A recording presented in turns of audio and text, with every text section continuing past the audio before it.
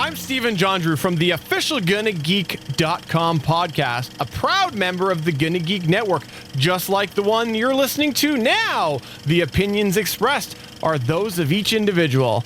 Check out other geeky podcasts at GonnaGeekNetwork.com and get ready because geekiness begins in 3, 2, 1.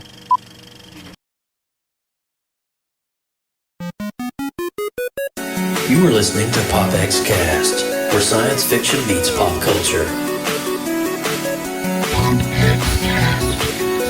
Captain's log supplemental. Popxcast.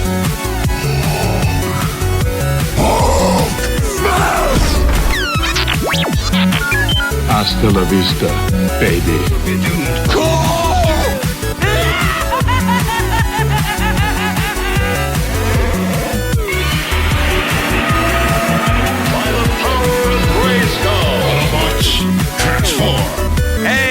Excelsior!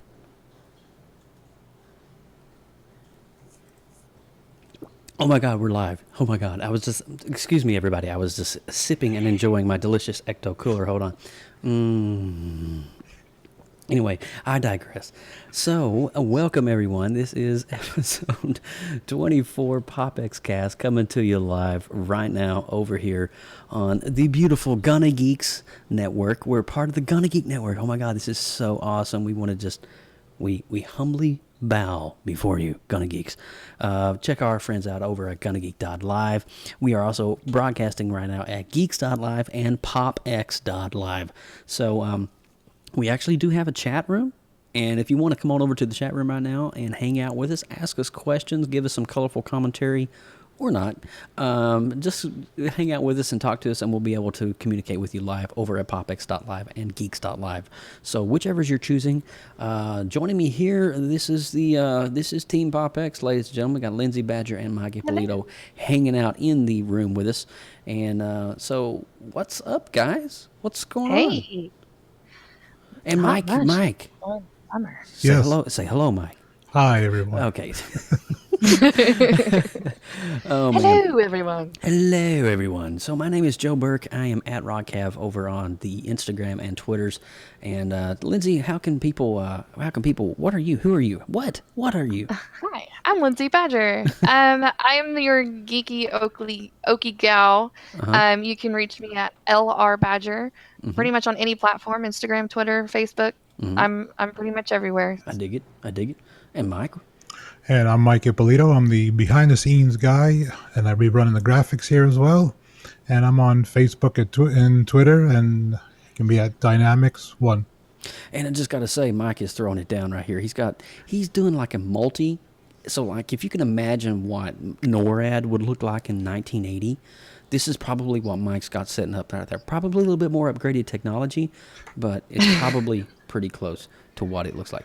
But if you missed last week's episode, we had a bonus episode. We didn't even give it a number. It was a bonus just for you guys, and it's so much really fun. cool. Oh, it was great, and it was all about all things Pokemon Go plus some pro tips, which is freaking boom sauce. It was awesome. So if you didn't catch it and you're into Pokemon Go and you got the app downloaded and you want to know some insider tips, Team Mystic, that's right, PopX.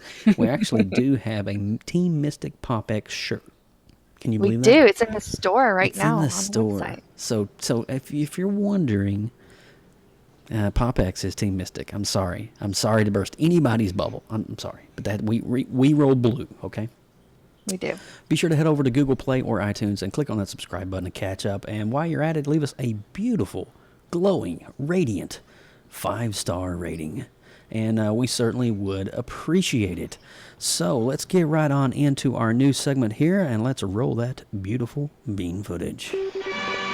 Extra, read all about it. This is PopX News, coming to you live, right here on PopXcast.com. All right, so we had some sad news. Why do we always have the sad news starting at the first? I don't know. It's just got to get the bad stuff out of the way to move on to the happy stuff, right? Well, we had some very disheartening news come out of the woodworks the past couple of days. We heard that Gary Marshall, he did pass away yesterday. Gary Marshall is an amazing producer who produced so many great iconic shows of pop culture history, including Happy Days, Laverne and Shirley, Mork and Mindy, among many, many others.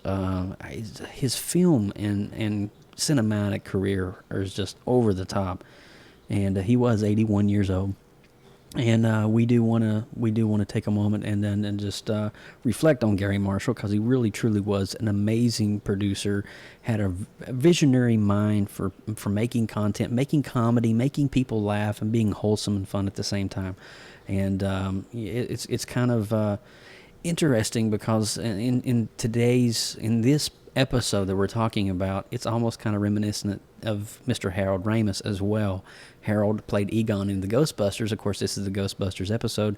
So another amazing, brilliant mind who we'll talk about later, but we definitely want to give kudos to Mr. Gary Marshall. Lindsay, what else we got going on? Netflix's Luke Cage poster was revealed at Comic-Con. Oh, look at that. New Netflix stuff going on, guys. I love it when they reveal new stuff. He's so muscular, you know?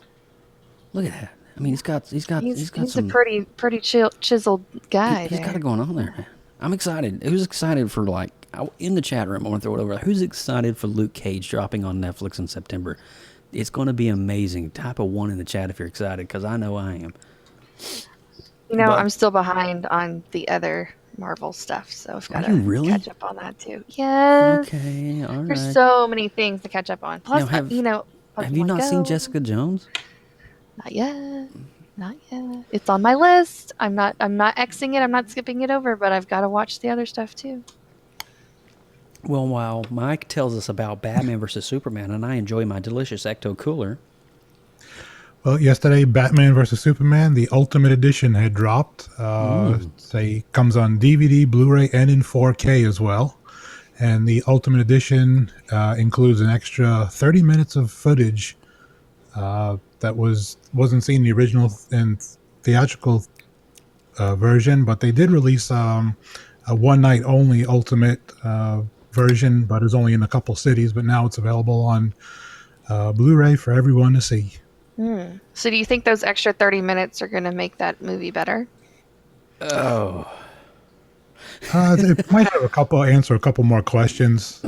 Mike, you picked up your 4K copy, right? I did. You got it right there beside you, don't you? I do. I have it. Now, look at that. Let's show that beauty. Oh, look at that. Look at you, boy. Daggone high definition Batman, Superman, getting it on the screen. Well, not anyway. I digress.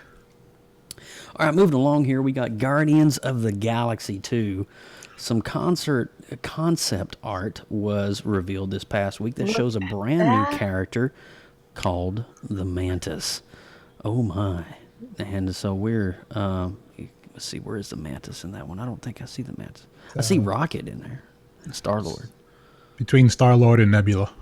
Oh, is it? Okay. In the background. Oh, yes, I see her now. Okay. Well, Nice. all right. That is really, really cool. My gosh, look at Drax, dude. I'm so ready for this movie. I think it's going to be great. The That's gonna be a soundtrack good of the one. first one was just I know. amazing. I'm sure it's going to be even better. There's going to be so many explosions, Ooh, good job. apparently. I know. It's really, I'm really excited because the first one was really, if you know me, and a lot of people have know already that I'm a huge retro geek and I love anything 80s nostalgia. This movie really hit home for me on so many spectrums and just blew it out of the park. So it was really awesome to be able to see that, and it just the music, the nostalgia, the mixtape, it was awesome. I must have watched that about 50 times already. Yeah. I just love it. Anyway. So where we at here? We got. Well, go ahead there, Lindsay. I got this one You because got this one. I love the Flash. Okay, I'm so excited about this. First look at Wally West as Kid Flash in season 3. I'm so excited. We're finally getting to see Look at Wally that. turn into, become a part of the superhumans. Now, if you guys are listening on the audio podcast over on iTunes and Google Play, you truly are missing out on something amazing because Mike puts together these slides for us every week. And so when we say, ooh and ah, you're missing the visual part of it. So be sure to go over to popxcast.com and check it out because Mike really does pour his heart and soul into this. I just want to give you He does. quick plug. Massive props. Massive props. Well, I'm really happy about that outfit. So what's Doctor Who? What is a Doctor Who Mikey, connection? tell us about the Doctor Who stuff. Yeah, this And one, while when you're I doing saw that, let it, me spin the TARDIS. I was thrilled to hear about this one. The fourth Doctor, Tom Baker, will be making his way to Star Wars Rebels. Get the heck out of here. Yep. Is he's doing a voiceover? Yes, you could barely see the character in the image. It's kind of hard to see. He'll be part of season 3 of Star Wars Rebels. Ooh. Doctor Who meets Star Wars. I think that almost sounds like a movie trailer for a summertime blockbuster movie. In a world where Doctor Who collides with Star Wars and Lucasfilm Entertainment. I'm sorry. PopX's cast is not affiliated with nor endorsed by the BBC or Lucasfilm Entertainment or Marvel, for that matter. But anyway, I digress. Moving forward, the Power Rangers have been unmasked in a brand new photo. So, I saw that. Yes, and I'm interested to see that there's actually tatas on one of the Power Rangers. Yeah, it's just like it's like the moment when you see the nipples on the Batman outfit, you can't unsee it. This for me would probably, as Mike wipes his eyes, and this for me would definitely be that moment. I don't know. Why am I talking in an English accent? I don't know. By Joe. I don't know either. Yeah. Oh my gosh. But yes, it looks pretty cool. The outfits look really cool. They look iridescent. They look outer-worldly, which is kind of what they are. I kind of almost would be like what Voltron would look like in a live-action film. It's kind of what it reminds me of a little bit. It kind of has that feeling. Yeah. So, Voltron, live-action, make it happen. Oh, I would love to see that. Oh, God, seriously. All right, so Mike, where we at? We're diving back into the world of Netflix. Yes. Let's see. Netflix beams a new CBS Star Trek television series in 188 countries around the world. Unfortunately, not for U.S. or Canada.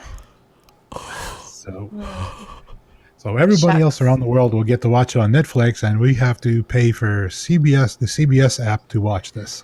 Gene Roddenberry would roll over in his grave if he knew that was that almost feels a little bit backwards to me than what the does. norm is. I mean, you would think that New Zealand would be the last to get it. That's okay though. I'm okay with that. I have to say this. There's so many other things to see. Okay, now this is what I'm really, really excited about, you guys. Nintendo is releasing the Mini NES, so you can play all of your favorite 8-bit games again.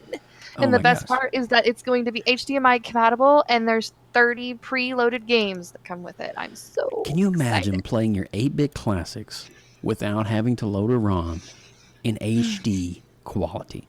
Shut the front door, take my money. So excited. Here's my credit card. I'm done.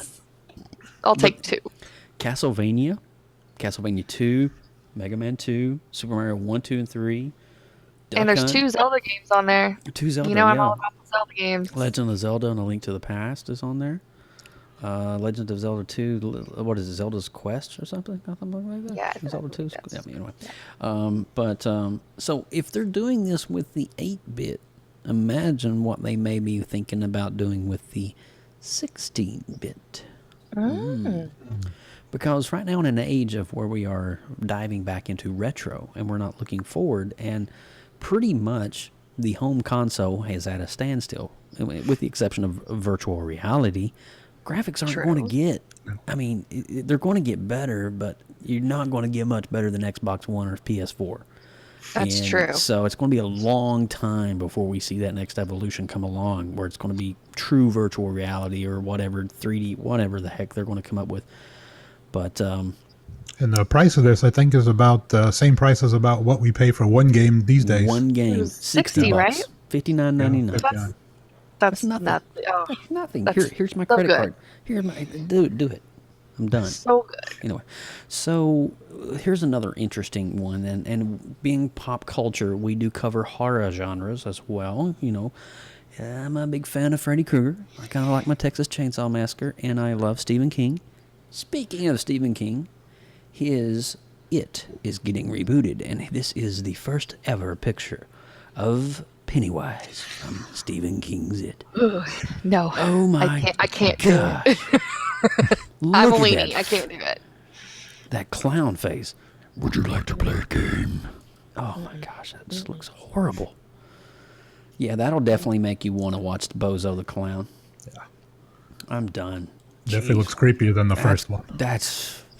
Yeah, and I mean, clowns. Why does it have to be clowns?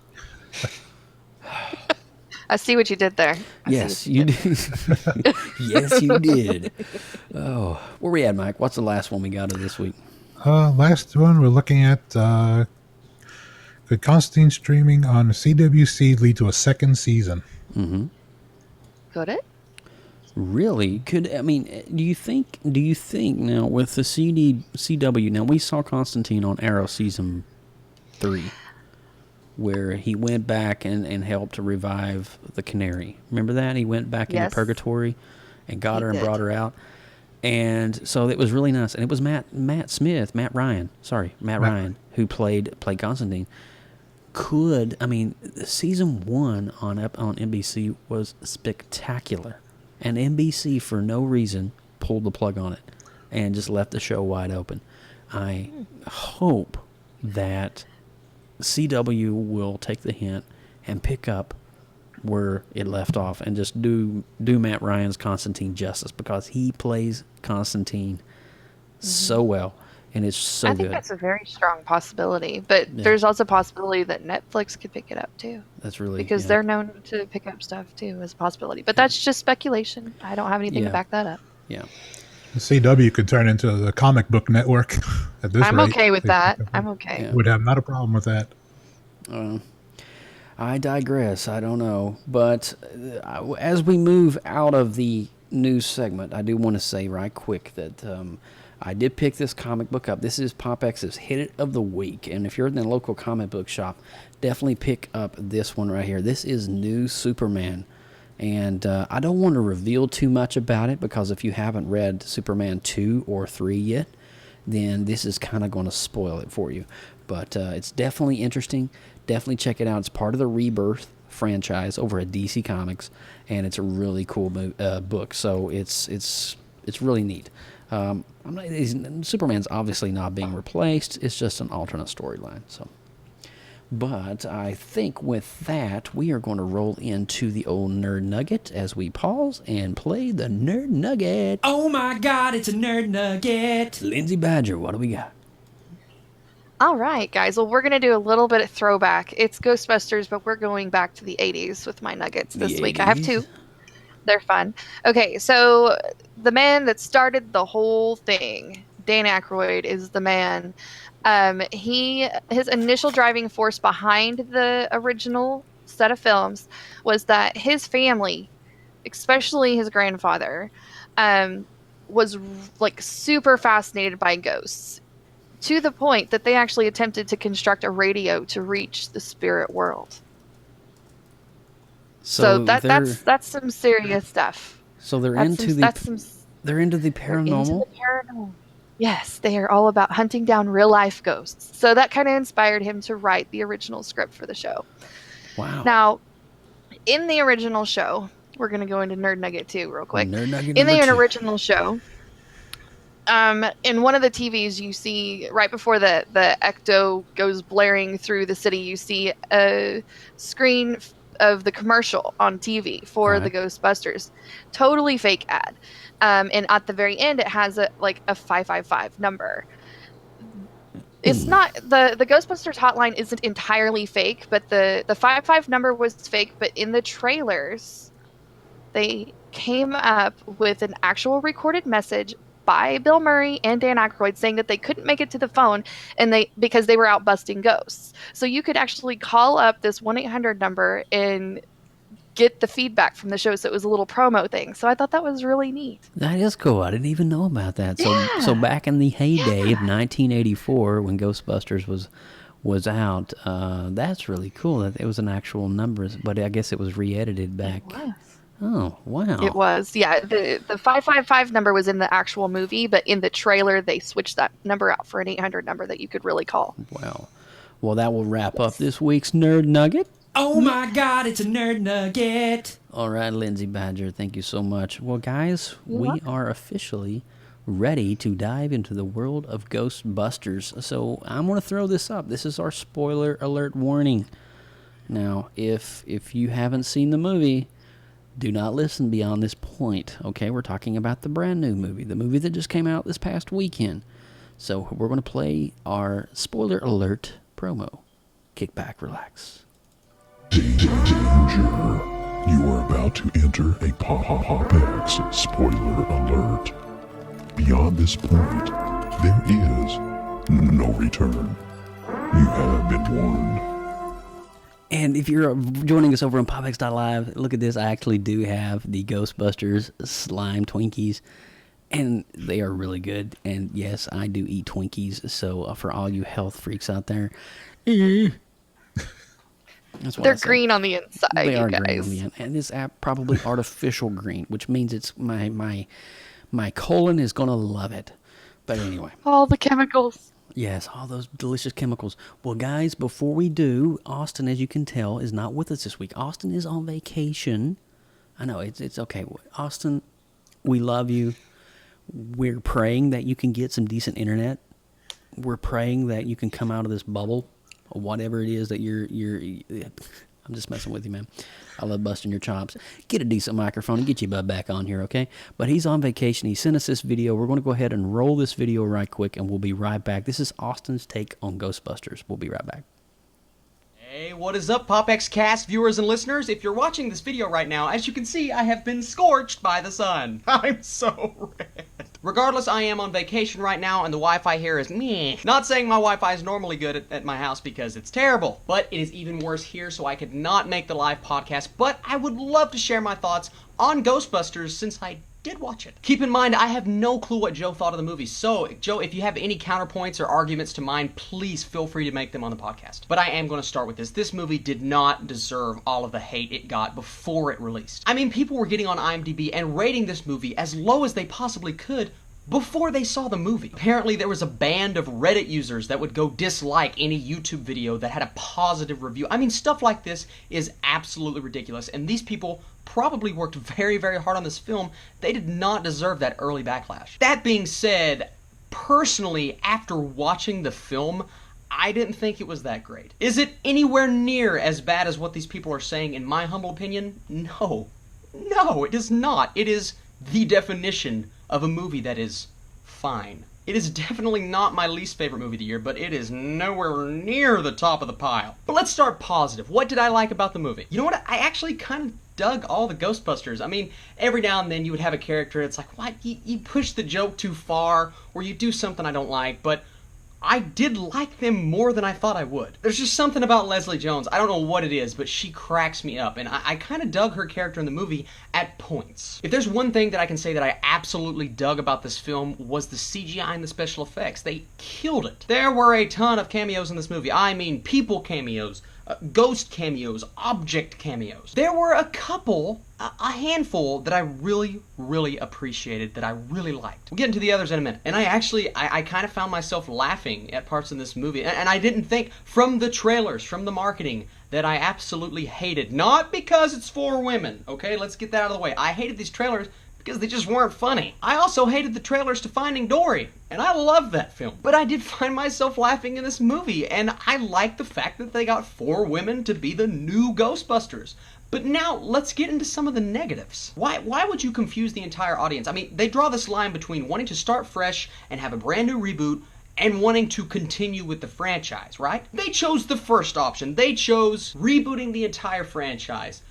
But there were so many unnecessary cameos. It's like, the pace of this film was so not good. For 15 minutes, the pace could be great, and then they throw in an unnecessary cameo, and it takes me out of the movie. The next 15 minutes, great again. There's another cameo. Like, why would you do that? And the cameos are fine if they're not shoehorned in, but it's like every little bit, it's like, oh, there it is. He was in the old Ghostbusters. Well, that ghost was in the old Ghostbusters. And I know that may not bother some people, but for me, it just did. Aykroyd and Ramis did so well with the first Ghostbusters, and yes, I do have a special place in my heart for the old Ghostbusters, and I know that it's probably one of the reasons why I did not like this movie as much, but you can't deny that the writing for the original Ghostbusters and the script for the original Ghostbusters is just better. Okay, I'm sure you can deny it, I'm sure some people will, but for me, personally, I just think the original Ghostbusters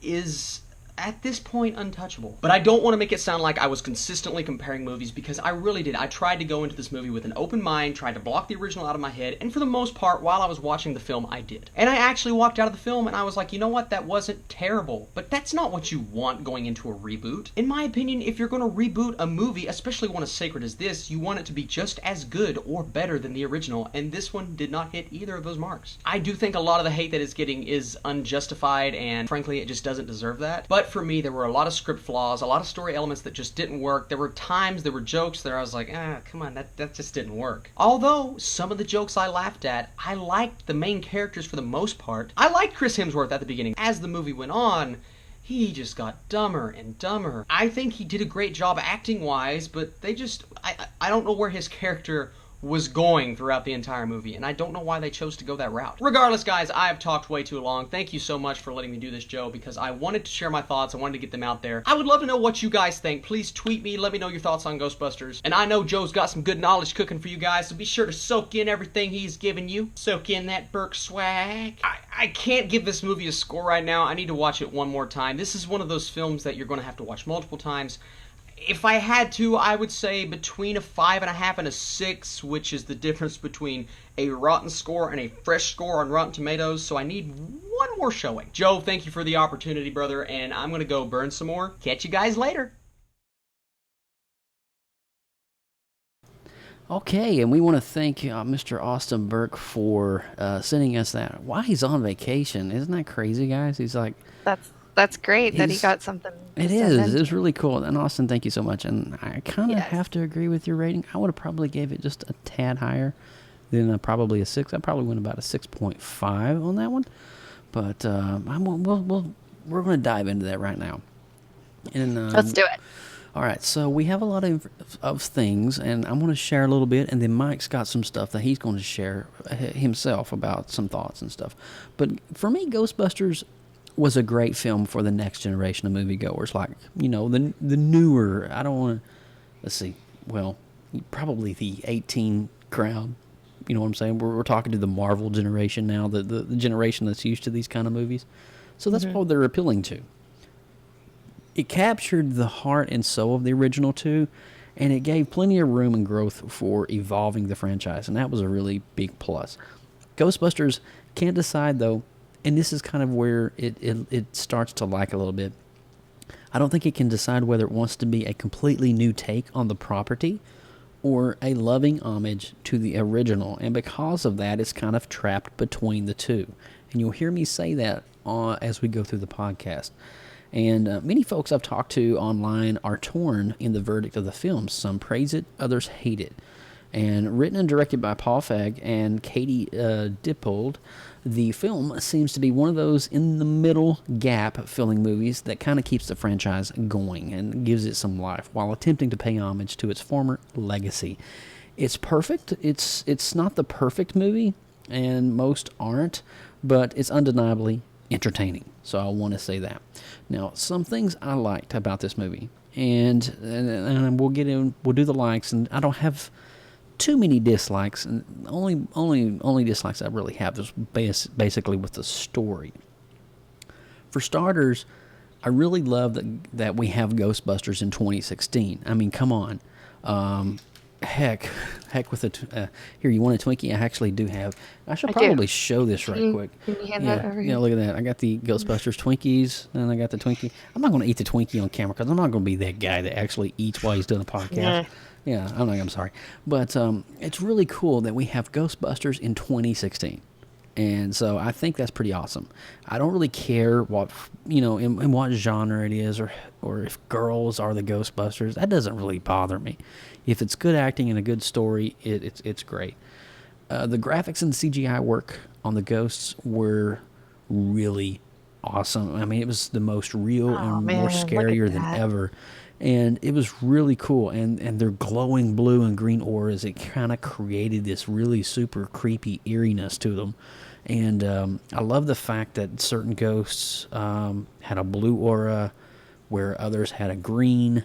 So I don't know if in Dan Aykroyd's mind that green indicates maybe a more of a gentle ghost, whereas blue is more of a, I don't know. I know in paranormal, I've watched enough on Ghost Hunters to know that you have residual entities and you have residual. I say, gosh, it's been a long time since I've done this.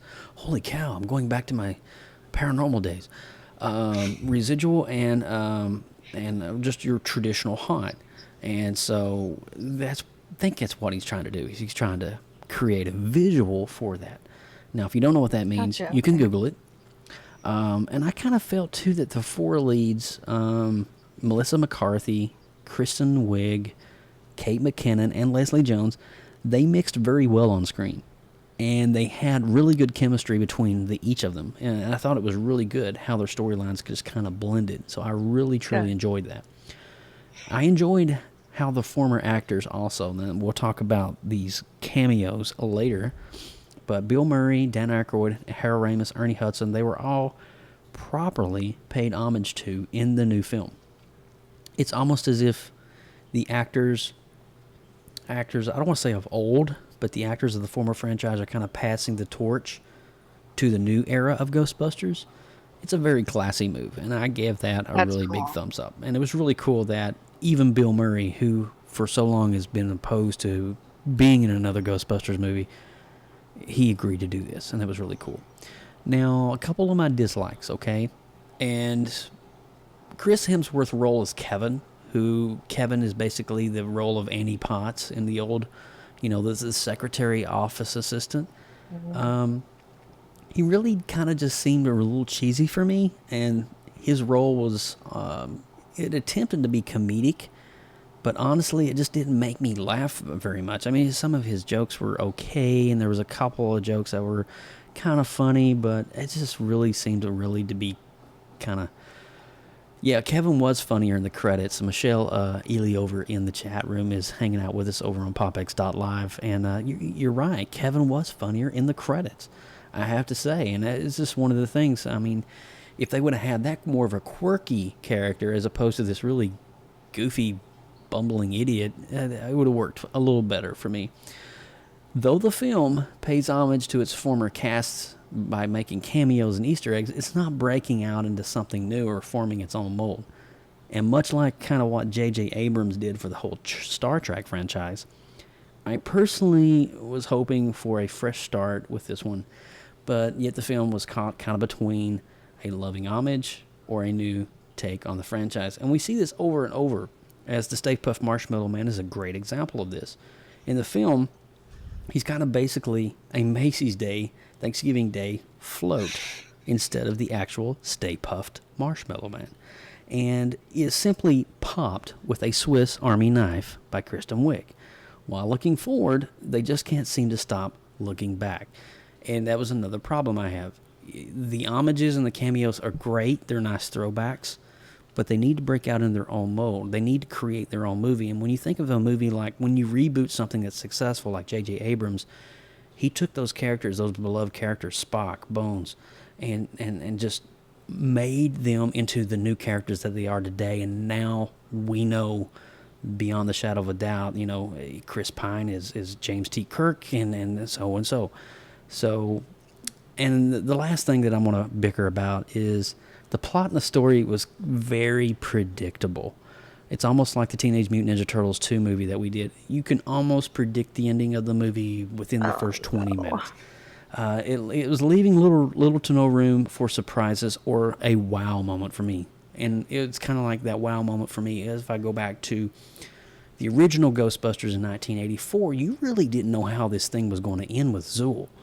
And you didn't know how, you didn't know that Dan Aykroyd was going to think about the Stay Puft Marshmallow Man climbing up the side of a building. You didn't know that going into the theater. And there wasn't that moment in this film. So I'll save my closing thoughts for when Mike is done. But Mike, what is your thoughts on Ghostbusters? First of all, I just want to say I think it's definitely got a bum rap from people. A lot of people were just bashing this movie from the beginning because of the original. That's and I went into it with an open mind and knowing that this was going to be something new and the way they paid homage to the old cast, I really enjoyed it. I think, you know, uh, like you had said that you were hoping for something a little new and to kind of pave their own way. I think that may come as it comes to the second movie, but every director has their own concept idea, and Paul Feig probably had that idea to pay homage to the old crew, now to move this on to the next movie to where they create their own path, as you would say. But I enjoyed it. The more I saw the trailers for it, I thought it was getting better and better as I saw it. I was kind of on the fence with it too when I initially heard about it, but after finally seeing it, I did really enjoy it. And unfortunately, I'm not going to really go too deep into it because I'm sure most people know about it right now. The incident with Leslie Jones right now, I think, is just disastrous. The way people have treated her on Twitter. I just say. Do you mind elaborating on that, Mike? Because I don't. Some of us, like myself, I'm not familiar with what's going on, so I don't know what's going on. There's been a lot of trolls and bashing her, racist as well, and she basically walked away from Twitter because of it. Really? And nobody should be treated that way. I mean, this woman comes and makes a movie. She, as an actor, she loves what she does, and then to be destroyed by people behind the screen. But as I said, I don't want to get too much onto a tangent on this because this can go on for hours, and I have a whole different take on social media than a lot of people do. And wasn't she getting like life threats and stuff too? There was a lot of racist things happening. Oh man, that's really sad to hear. That's kind of lame. Yeah, shame on them for doing that. That's not cool. As I say, nobody should be talked to like that, and it's not just her. There's other celebrities that get a rap to from people. It's just people have nothing better to do, and they feel they're better than them, or I don't know. But I feel for her, and I think she did a great job. They all did a great job in the movie, and I was pleasantly surprised. I mean, the only thing I didn't like about it, was Chris Hemsworth's character. It was kind of almost made to be dumbed down a little bit with a lot of the things that he was doing, and they just kept kind of harping on it. I think if they would have did it once or twice, where he didn't have the lenses in his glasses, and if they did it a couple times, it was fine. But it seemed like it was persistent throughout the movie, and that's one thing that it was kind of made the character dumbed down real bad, and that's one thing I didn't a little bit. Yeah, it was just an overkill on it. I don't think there's an actual human being that dumb out there in the world that when he gets in a situation where most people will cover their ears or cover their eyes in a horror movie, he covers his eyeballs through his glasses. Yeah, it's so weird. Oh boy. Yeah, and it's very strange. Yeah, it's strange. That's a good word for it. It's strange. So I'm glad they brought the modern day visual effects, definitely from 30 years ago has greatly improved, and I was thrilled with the visuals, and the Easter eggs were just just so many to follow. Yeah, and we're going to unload a huge amount of Easter eggs on you here right at the end of the show, so you might want to put on your seatbelt. But Mike, what was your favorite moment? And what was your most disliked moment of the film? The favorite was, I guess, towards the end of the movie. I guess the fight scene at the end. I kind of enjoyed that a lot, and I guess as far as the dislike is basically was pretty much Chris Hemsworth's character. I just didn't really go for that a whole lot. The way they handle the character, but I mean overall, I thought it was a good movie. I wouldn't say it's going to make millions upon millions of dollars, but I mean I would definitely watch it again. I enjoyed it. I kind of agree with you too. I was definitely on the fence about Chris Hemsworth's character, and I didn't mean to be too critical in the opening things about the dislikes about paying too much homage and stuff like that. But I think with a movie of this caliber and the fan following of this caliber, they needed so much not to worry about the Easter eggs and cameos and homage as more as breaking out into their own mold. And I think that was where the problem was. And the plot at the end, it was rumored that Harold Ramis himself had even worked on the script right up until several weeks before he passed away in 2014. So he worked on it in 2011, and then Sony kind of pushed the film on the back burner, and then it was greenlit again in 2013. And so some of this script is actually part of Harold Ramis and Dan Aykroyd and Paul Feig and you know all the names involved. It's a conglomeration effort, and the film is dedicated to both, you know, Harold Ramis. And I thought that was really awesome that they did that towards the end, you know, in memory of Harold Ramis, who played Egon, by the way, if you guys don't know who that name is. But so what we're going to do now, my closing thoughts for this is the film kind of captures the heart of Ghostbusters and the entire movie franchise. There are some script issues that are very predictable. We talked about that already.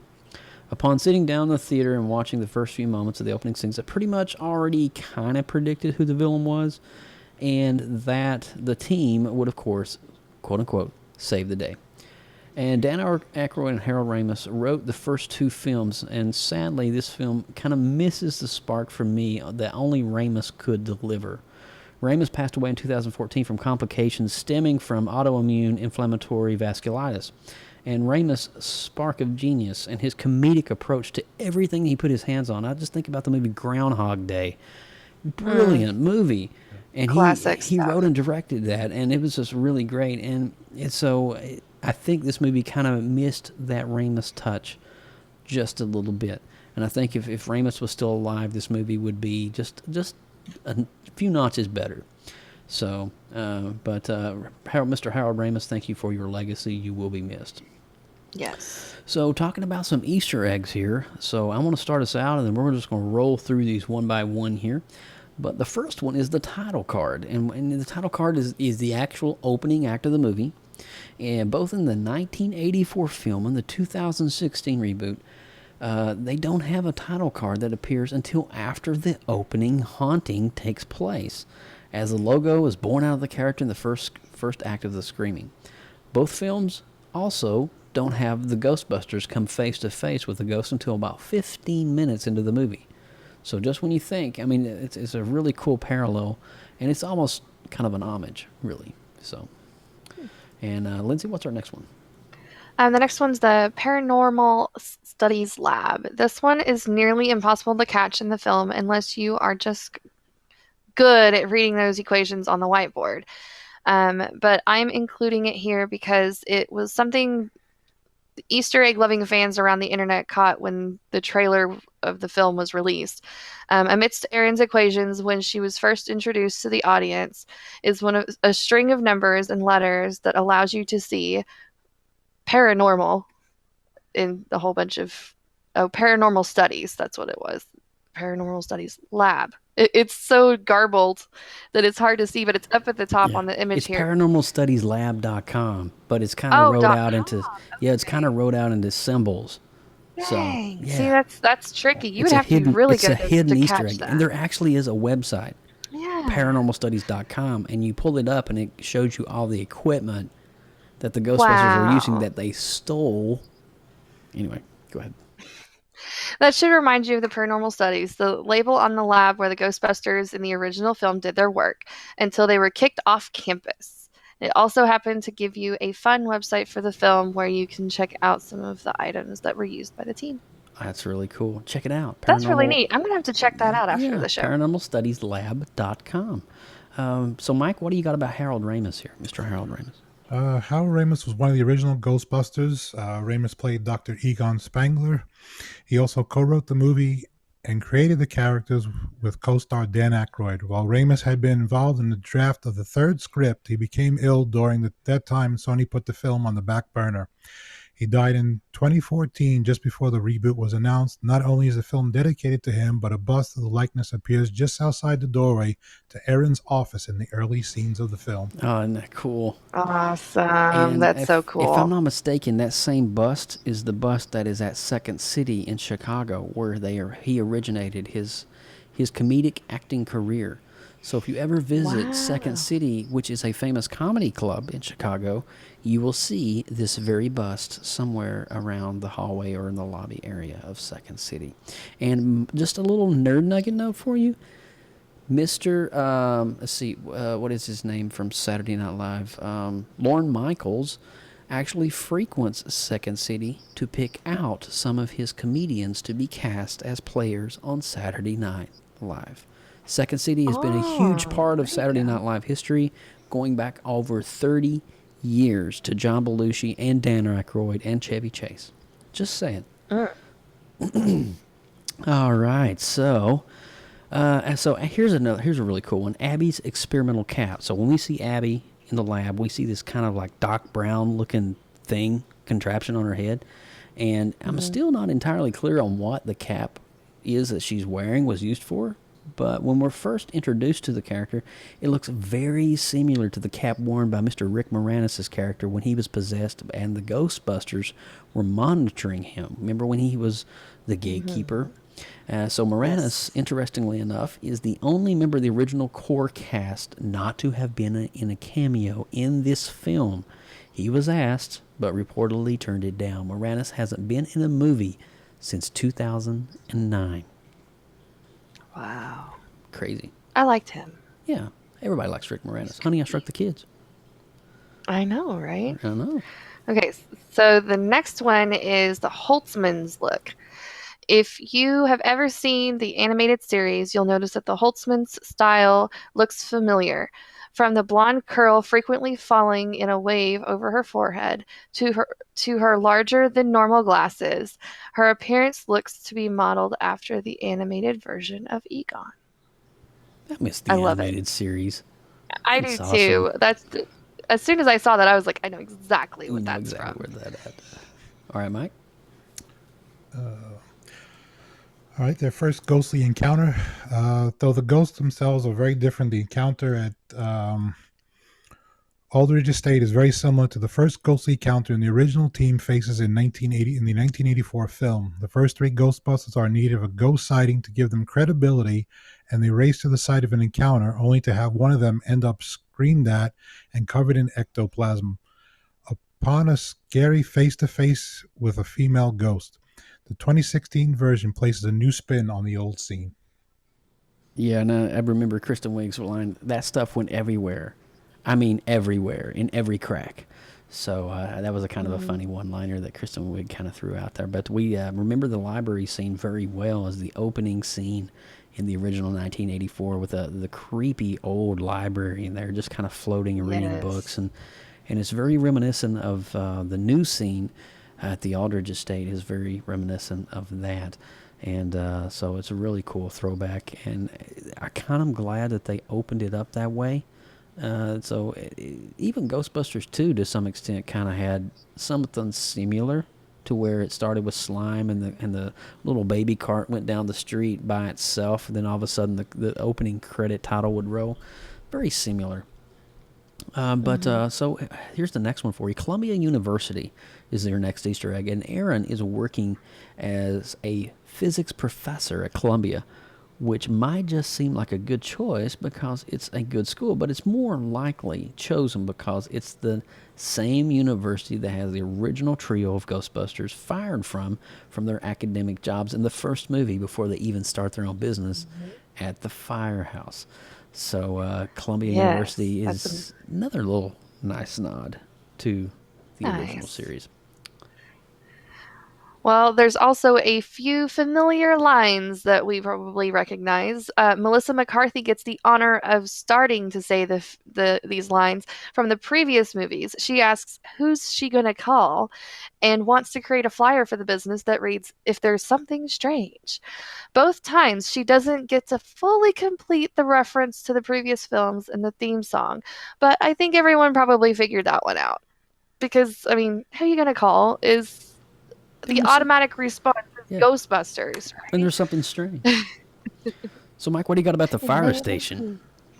The fire station is not only the same station that appears in the original film, or at least the exterior shots are, but the introduction to the space is very familiar. There's enough excitement about the fireman's pole that I'm surprised no one slid down it like Dan Aykroyd in the original film. It's a nice touch as well that even though the ladies can't afford it, when they start out, they're able to get government funding for the rent by the end of the movie. In fact, when Erin finds out just how much the monthly rent is on the building, she tells the real estate agent to burn in hell, a nod to the first movie in which the paranormal labs the scientists worked out had burn in hell Venkman scrawled across an unhappy student. Yep, I remember that. And it's actually on a chalkboard, and when Venkman is there, in his whatever you want to call his makeshift thing, it says burn in hell Venkman. And it's right there, so that's kind of a nice throwback to one of the previous movies. Nice. So here's a cool one for you, and this actually pays a really nice nod to Ghostbusters Part 2. It's Ghost in the Subway. And you might remember that the Ghostbusters had their own ghosts in the subway in the original films. In that case, though, Winston came face to face with a ghost of an entire train. Remember the old train in the railway station? This ghost appears to be a former prisoner of an entire train. This ghost appears to be the former prisoner of the old prison above the train line that died by electrocution. Ooh, creepy. That happens to act as a double nod, a double Easter egg, as it also reminds us of the two brothers who haunt a judge in Ghostbusters 2. Remember the jury trial scene when Rick Moranis was trying to be a lawyer, and all of a sudden the brothers, what was it, Kaminsky brothers or some kind of weird name? I can't remember the brothers. But, yeah, so that's that one. Nice. Yes. Next one is the spray-painted logo. Do I need to tell you that this is essentially the same logo used for the original films? I'm sure that it's an easy thing to spot, much like the Ecto-1, which is designed similarly to the vehicle used in the first movie. Even though it's a hearse instead of a converted ambulance, those were a few of the more blatant nods. So great to see those. Spray-painted logos. Oh, yes. And look at Ecto-1 there just rocking it out as a hearse. Yeah. That's pretty legit. And now, just to do a correction on my previous one, it was the Scarelli brothers were the prisoners in Ghostbusters 2. So there we go. Yes. Mike, what do you got about proton packs, man? Proton packs are not only the design similar to that of the original movie, but they also note that they're heavier than expected when they were first used. That's something the original cast said in real life. The proton packs constructed for the original film were all constructed differently depending on the scenes they were used in, and some of them were heavier than others, leading to plenty of complaints on set. We also find out that the equipment stored on top of Ecto-1 is essentially a nuclear weapon. In the first film, the remark is made that they're using unregistered nuclear power for the proton packs. In one of the scenes testing out equipment, there's also a nod to those old proton packs and their nuclear power as the Ghostbusters try to distance themselves by one powering up in the same way they did in an elevator scene in the first film. The Ghostbusters even have to react a total protonic reversal in the climax of the film to close the portal, the same scientific term given to the crossing the streams in the first film. As a bonus, Holtzman's proton pack that she uses is her big action sequence at the climax of the film is stamped with the number 1984, the year the first movie debuted. Oh, I did not notice that one. That's kind of cool. Nice. So it's actually got a 1984 on the side of it. That's neat. Can't cross those streams. Don't cross the streams. Yes, and I think don't cross the street. Yeah, I think all of us guys, we make a lot of pee jokes when we're standing in a urinal at B-dubs trying to don't cross the street. I'm sure you guys do. No, we really don't, because that's like you don't want to do that to a dude. That's just like you don't even do that. Anyway, moving along. Rude. Rude. So the next one here is government involvement. And just as in the original films, the mayor and his staff are intent on keeping the problems of ghosts in the city very quiet. And they even want to avoid any mass hysteria. While the previous films saw Ghostbusters awarded medals for their work in saving the city, this time around, the government decides to pay them to do their research quietly instead. I think that's kind of more of what in reality. I think it's yeah.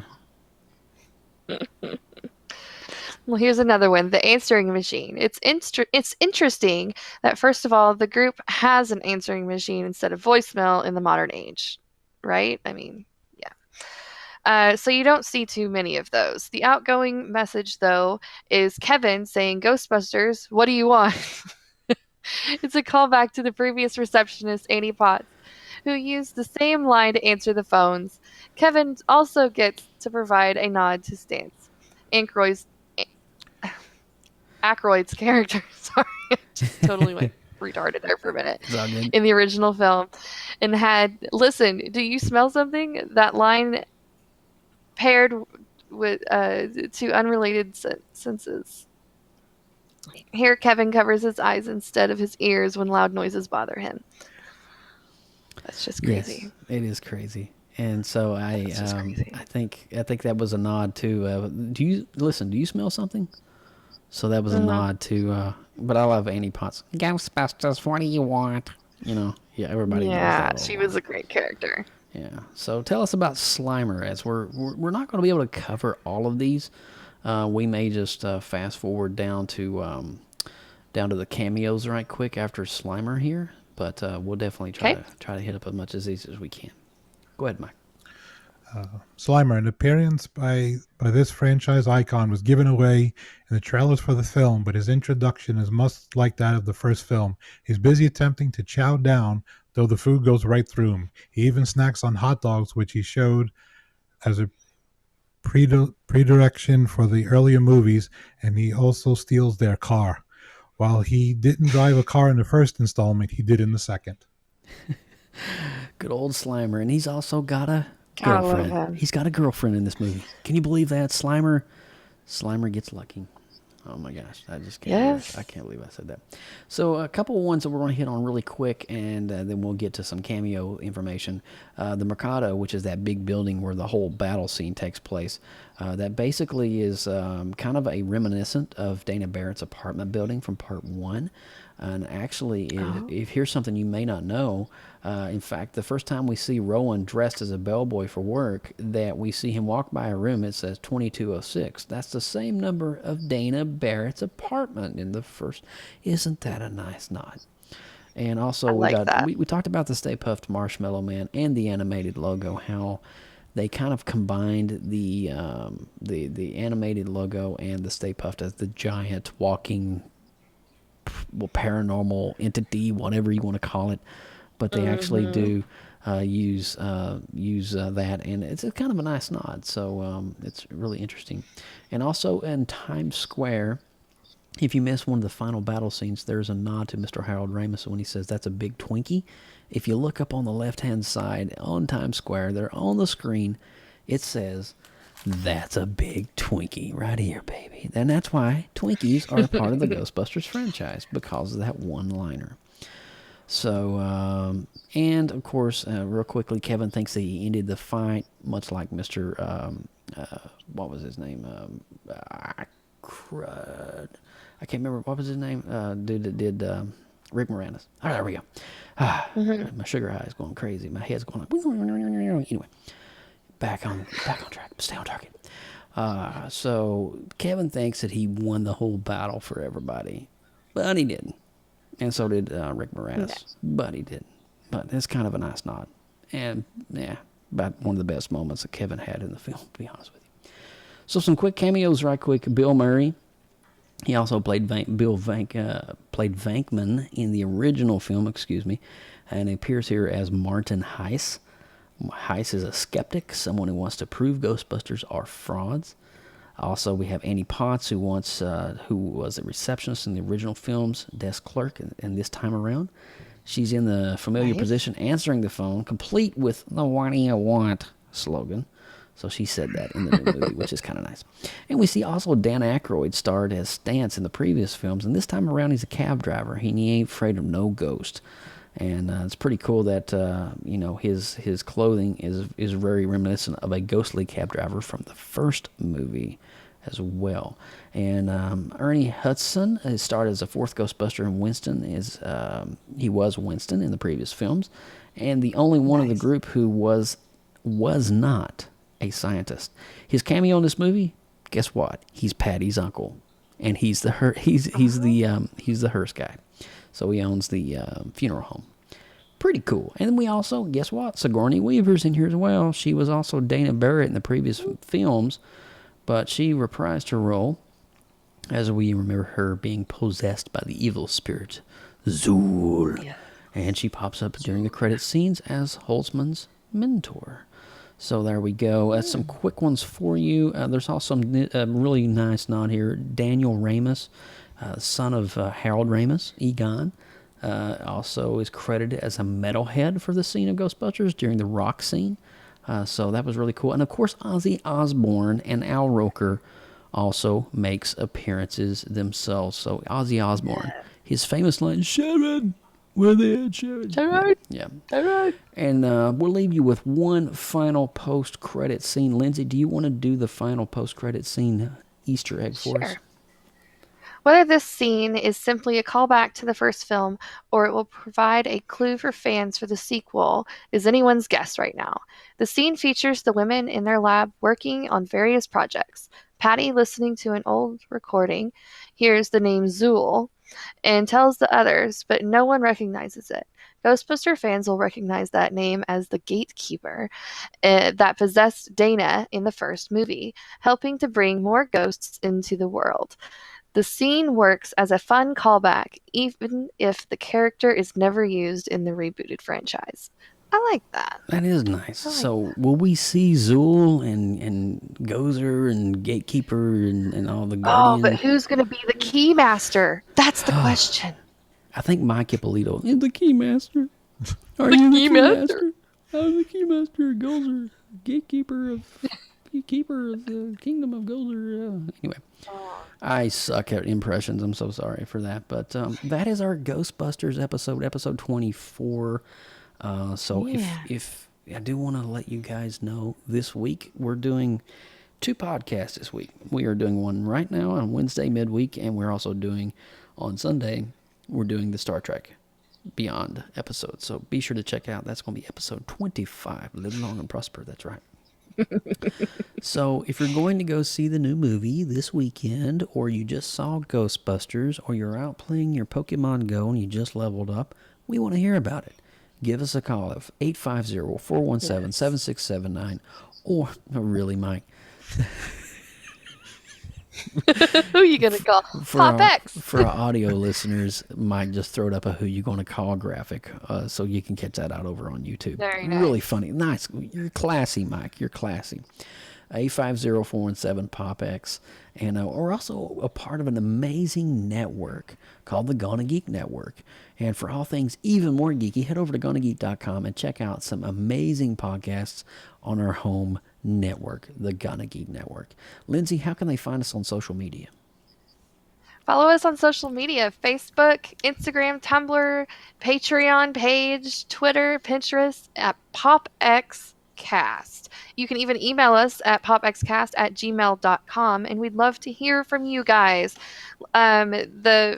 If you've missed any of our past shows, or if you in the future, check out any of our shows on our official website, www.popxcast.com. Yep.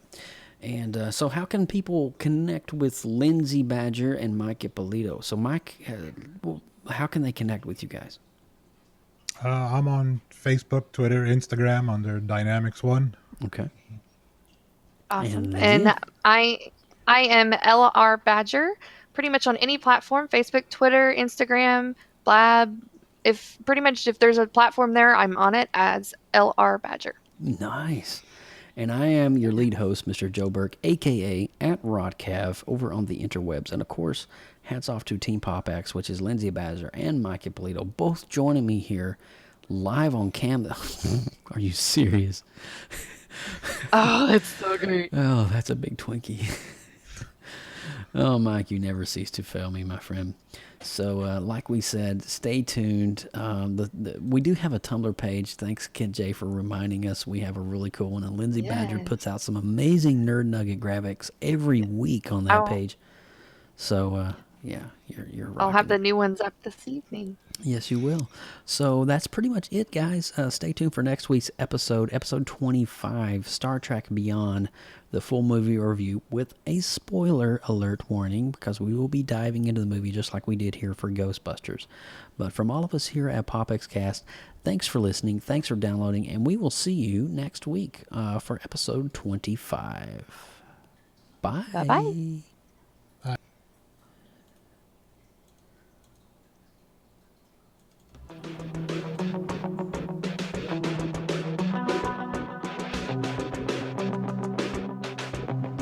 From everyone here at Popxcast, thank you so much for listening.